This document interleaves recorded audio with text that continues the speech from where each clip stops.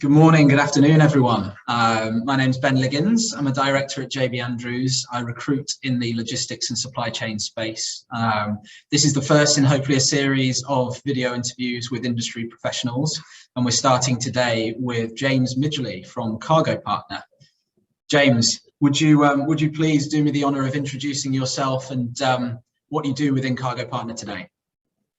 No, thank you, Ben. So, yeah, as you said, my name is James Midgley and literally 4 years today with Cargo Partner. So my journey here taken me through, I guess, 3 locations, 2 different positions now. On the one hand, head of HR in Western Europe. So Germany, the Netherlands, Belgium, Germany, Ireland, UK, and Sweden. Maybe some more countries as we expand. But also head of the corporate talent acquisition. So like you are, doing a lot of recruitment in this sector, really at all levels, in all locations. For some of our new big projects, I'll be leading the search piece of the recruitment on the market, whether it's positions in Asia, Europe, or the US primarily. So that's what I've been doing over the last few years, and we'll continue improving that and hopefully our brand in the next few years. Brilliant. So James, correct me if I'm wrong, but you were once sat where I am technically, weren't you? You came from recruitment. Absolutely. So yes, once upon a time, Cargo Partner was a client to myself, and obviously I loved Cargo Partner that much that I made that jump. I wasn't just selling the company and then came across, let's say, onto this side, where of course you always think it's going to be easier. And yeah, since then, instead of working with numerous clients in the sector, obviously employed by Cargo Partner, so focused on, like I said, improving our internal processes and our brand and recruiting different positions around the world purely for Cargo Partner and the network that we have. Brilliant.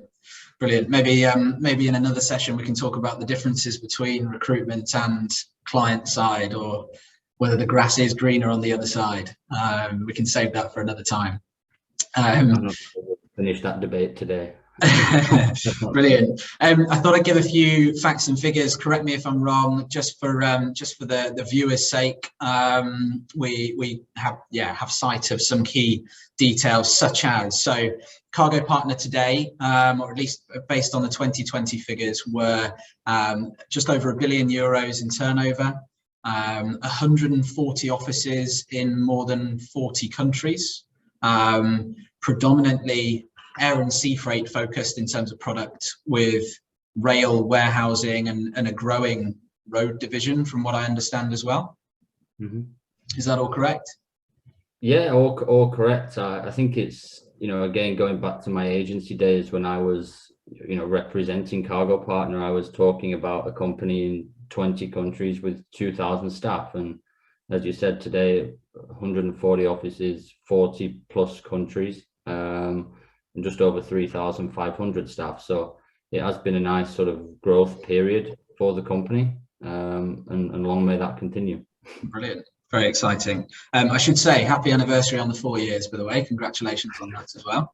Now, headquartered in Vienna, I did read something from your owner, Mr. Krauter. So in 2015, or since 2015, you've managed to double turnover, and by 2025, you want to achieve the same again, to grow to a €2 billion business. Are we on track?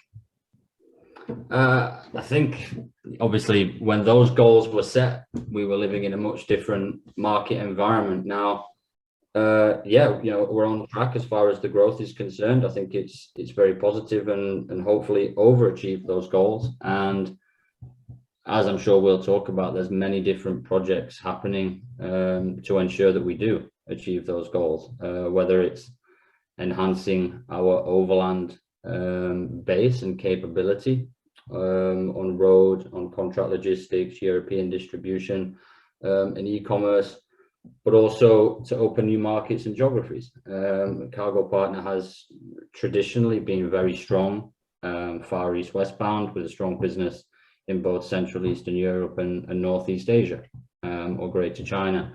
So you'll see a lot more expansion into other geographies, but also strengthening our business in those geographies where today maybe we're a little bit smaller. There's a lot of investment and development happening into those locations. So that's the geographic side and the product side. But of course, you can't really grow a company in today's market without the digital and the IT side. So that's something as well, which is getting a lot of investment. It's public on the website that we have been looking to implement CargoWise as the sort of backbone of our overseas operations. So this project is very much underway at present. So hopefully we'll have a nice impact also for the colleagues using it. And I'm sure we'll continue developing Spot as the customer facing front end as well. Brilliant.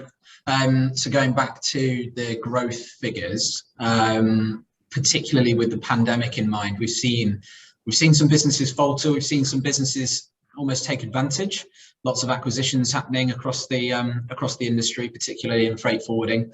But how have Cargo Partner fared in your region in particular during the pandemic? Look, in a word, well, it's obviously been a very volatile, and continues to be, I have to say, a very volatile market, and that has created different opportunities for some companies, whether it's for merger and acquisition, or for other companies, whether it's to just focus a little bit more in other directions. I think for a company of our size and our type, being global, having that global scope, not being perhaps a traditional tier 1 global top 10 business, it's created some really interesting opportunities for us to really provide solution and service. That's really now what we're hearing from customers, much more than price. So I think it's certainly been positive during the pandemic. Of course, volumes generally aren't the same as what they were, but again, with our business growing internationally, we hope to retain and develop some of the existing air and ocean volumes as well. Brilliant. What a time to be in logistics, but also HR within logistics as well. Probably the most challenging year and a half you'll ever have, or hopefully the most challenging, that's for sure. Challenging, but as well, definitely without doubt, the most rewarding. Of course, challenging because there's people like me and you around hunting other people, which is the fun bit. But look, I think as well, the adaptability, which I think, again, talking about Cargo Partner, is certainly has been a strength. And I think we've also found some hidden strengths, some unknown strengths as far as sort of the past 18 months. Being able to react very fast, both to changing market conditions on the product side, but in many ways, more importantly, on the people side. And we continue to do that, with the travel restrictions, with holidays. The safety, well-being of staff has always been absolute paramount, number one, top of the agenda. So thankfully, on that front, we've been able to navigate things quite well. And hopefully, what we've seen is that, typically in our industry, which may be seen as a little bit old-fashioned in compared to other industries, a lot more flexibility, a lot more opening up. So it's really advanced, accelerated, I think, a lot of the ways we work in this industry, which I think is only a positive thing, bringing new talent into the industry and attracting new talent into the industry as well. It's a very international environment. I think it has a lot to offer young talents as well. And I think certainly the flexible working is something that will benefit them and others moving forward. In terms of that, so I hope you don't mind, I've been on your LinkedIn a little bit, seen some of the posts. If we're talking entry-level talent into the industry, is that something Cargo Partner have formed something, if I said the word apprenticeship, that type of setup?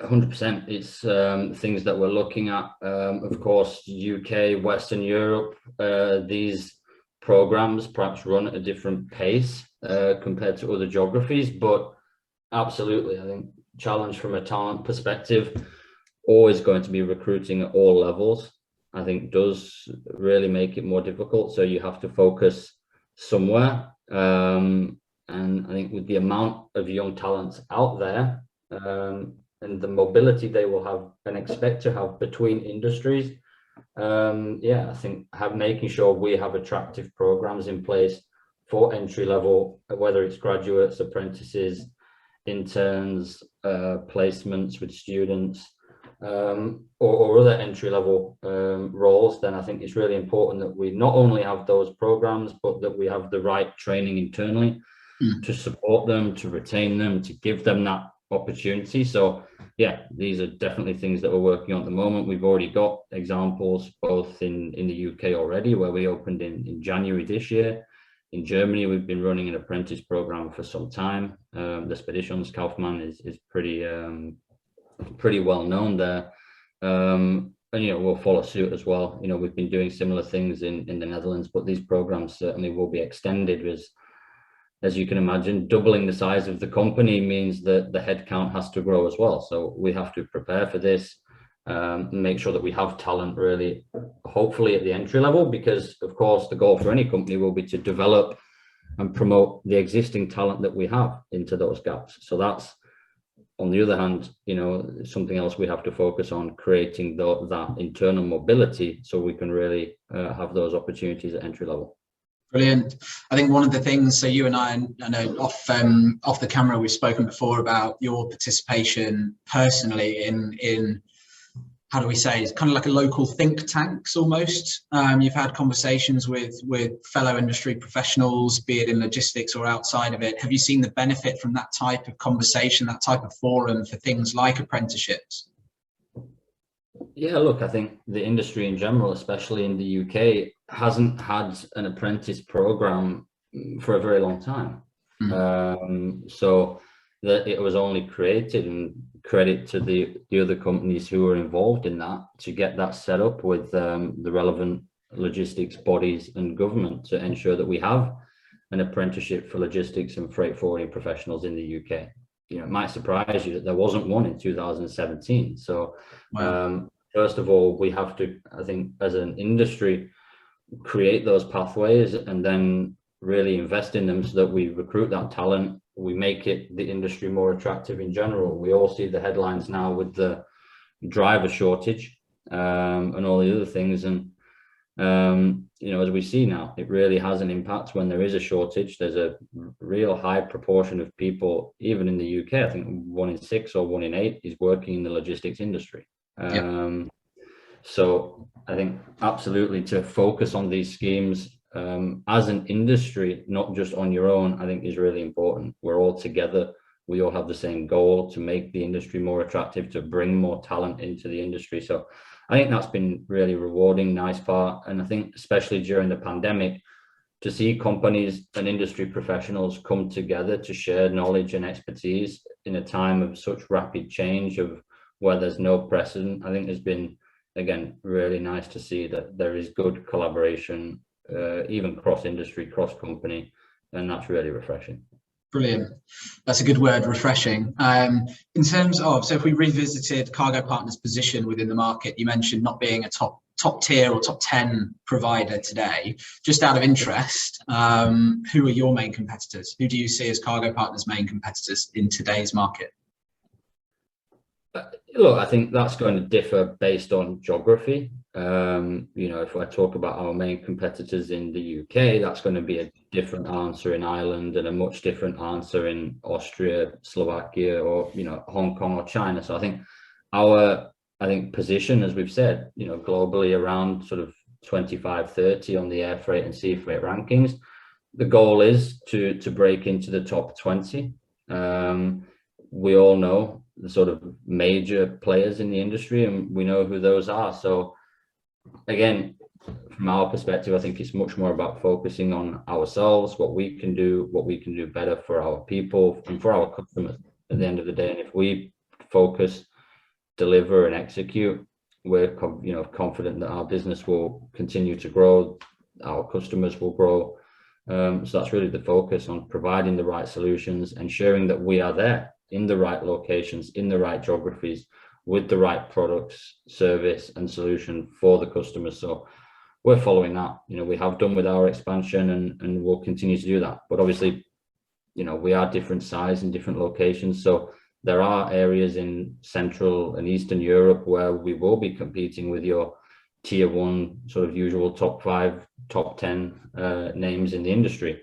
But on the other hand, in the UK, where we only opened in January this year, it's a different level of maturity of the company in the UK. So that's something which I think takes a bit of time, and ultimately will balance it out as we become more a global organization. And I think that's the real fun part right now about joining Cargo Partner, is that a company is growing, a company wants to grow, and really is open to new ideas and expertise that can help get us there. Nobody has all the answers, not me when it comes to recruitment either. So we need the support of other colleagues, and new colleagues sometimes from outside with the right level of expertise. And I think it's a place which, yes, is very fast paced, pretty typical for a privately owned company. It can be quite demanding, but I also see the impact people can have, when in the right positions is tremendous. The level of flexibility, freedom, and authority and responsibility people can have quite quickly, when they gain that confidence and trust is I think really significant, ultimately to enabling them to grow the business and really do what they do best. So the market continues to change. I'm sure there will be more happening in the market from an M&A perspective, and we'll just make sure if there are any opportunities that we'll be there. Brilliant. Good answer, without mentioning any company names, but I understand. So geography, product, and probably timeline would change that answer anyway if companies were listed. I'm not going to give any airtime to our orange friends. I completely understand. If we then looked at geography and product, do you see any particular geography or any particular product growing for you in these coming years if we look towards that 2025 goal? Absolutely. I think obviously Western Europe, we're here to grow. So as a region, Cargo Partner in Western Europe will have a more significant presence, both on all products, I have to say, whether it's air, ocean, road, customs. Now, of course, with Brexit is a big product. So I think ocean, air, customs, road, emergency air freight. Again, time critical air freight, and of course the rail from China has really boomed in the last year or two. So I think we'll ensure we're developing solutions in all these areas, again, to become end to end. Other geographies being, I think, obviously the US, Southeast Asia as well. So hopefully we can find the right opportunities, grow the business in these locations, again, primarily on air and ocean, I guess initially, but very much perhaps in other countries to focus on developing the overland piece, so we get the nice balance, and I think really build the contract logistics and road capabilities to be a third pillar alongside air and ocean. Brilliant. A couple of final questions for you. You mentioned at the start of the call logistics technology and Cargo Partners kind of adoption of this as well, the industry and then Cargo Partners adoption of it. It's something evolving rapidly at the moment. Some companies create their own bespoke systems, some buy businesses and utilize those systems. What do you at Cargo Partner have in place already, and are there any development plans moving forwards?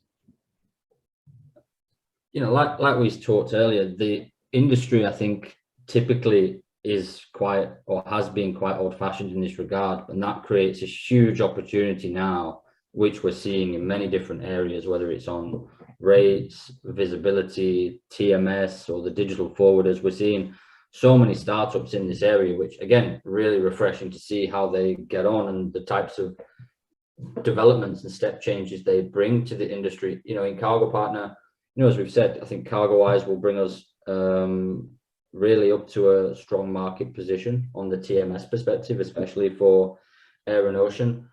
We have the Spot platform is purchase order management, events tracking,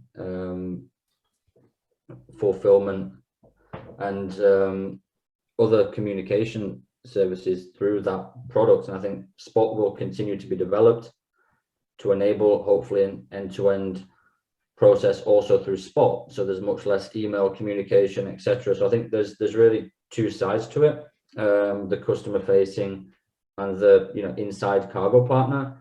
And it's really both which have to have a focus. You can't really have one or the other at the moment. So we have a digital office now focusing on that customer side and those customer developments, whereas obviously internally we're focusing on making sure we have the right tools and systems to attract, retain the best people, and also to try and make their lives a little bit easier, and ultimately to deliver a better service to the customer. The more time anyone is keying things into the system, the less time they're able to be with the customer. So that's the goal, both on air and ocean, and I'm sure shortly afterwards on the WMS and also on the road system. There will be a new I'm sure HR system. So there's different developments in many different areas, whether it's TMS, HRIS, WMS. So it's just about one by one ticking these huge projects off, as they are significant with the amount of resources they require. But hopefully this will bring us more than up to market level in the next few years. Brilliant. Logistics technology is becoming so big. Even us here at JB Andrews, we've created a part of our logistics division dedicated to logistics technology, and I predict that will become the biggest part of it moving forwards in these next 5 years as well.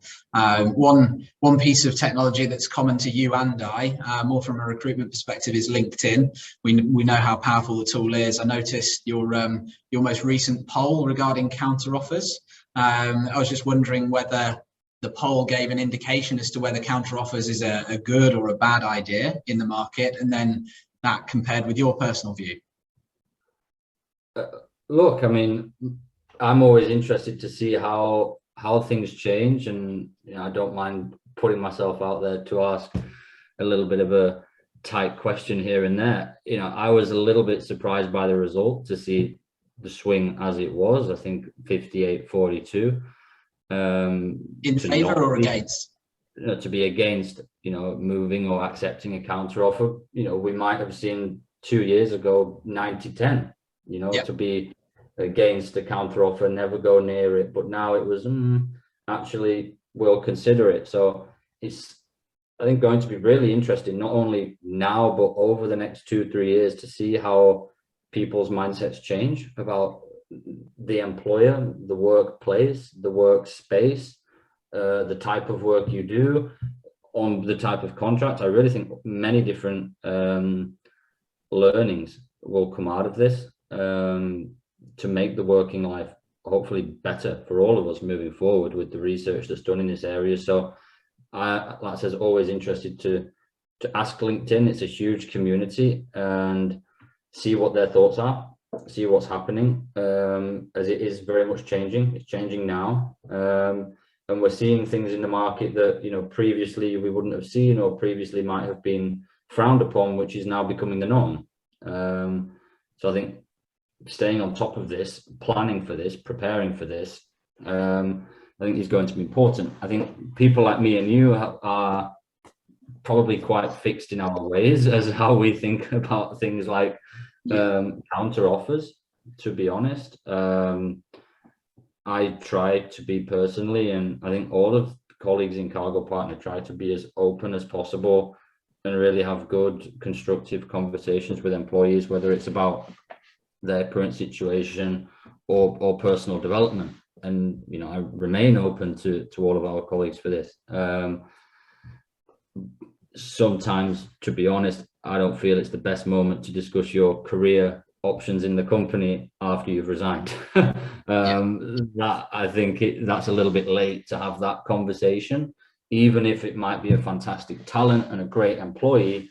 I would really hope that someone in the organization, if not me personally, has identified that, being close to that employee, to be able to manage that situation before it comes to a resignation. And I think that's, for any job seeker, just be mindful of that, really, in terms of, there is a process. Obviously, there was a period last year as well, I'm sure you felt it, where the market changed maybe for 2 or 3 months to be more of an employer's market than an employee's market during the furlough or the Kurzarbeit, these short period of working times, where it became different. But generally today, it's very much an employee's market. There is choice out there. A lot of employers, I'm sure, are interested in your skills. You don't have to go to the next place, to the first place.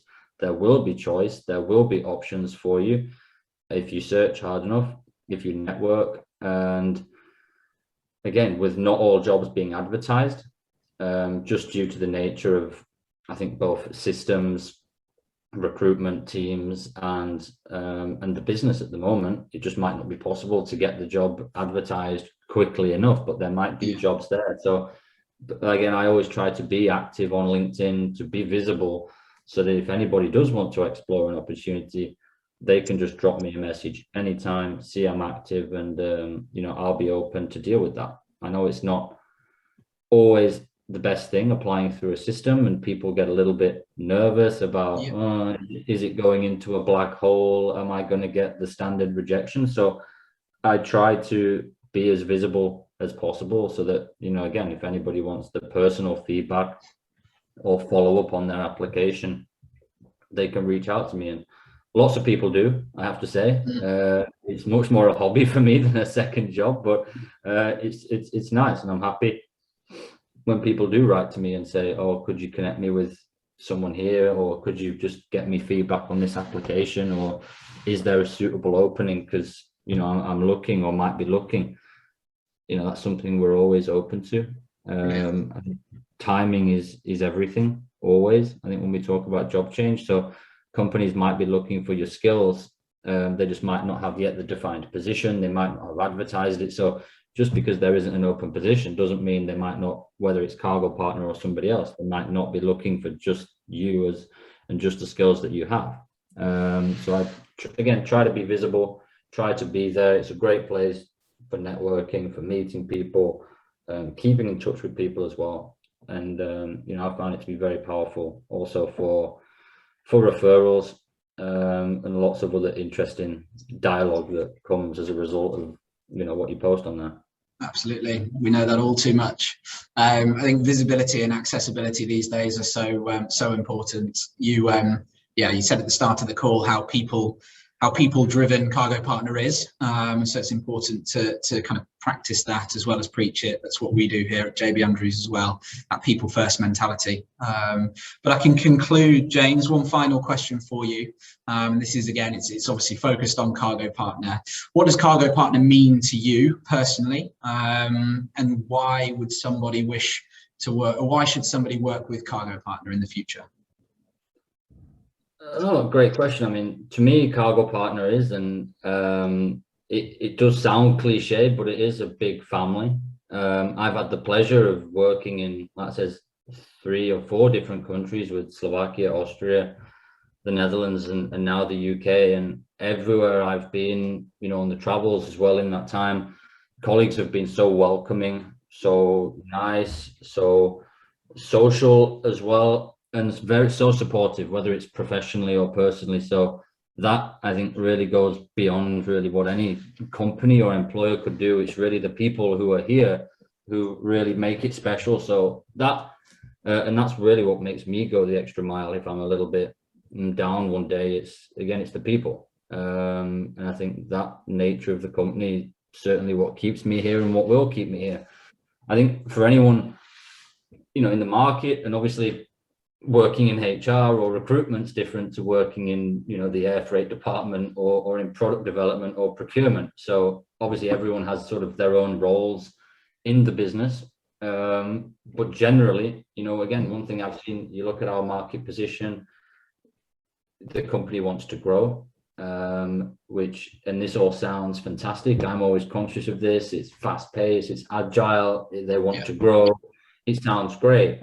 And look, what that brings is a tremendous amount of opportunity for people, which I think is, if they want to take it, the responsibility is there, the opportunities are there, the ambition from the company is there, also to invest, develop, create those opportunities.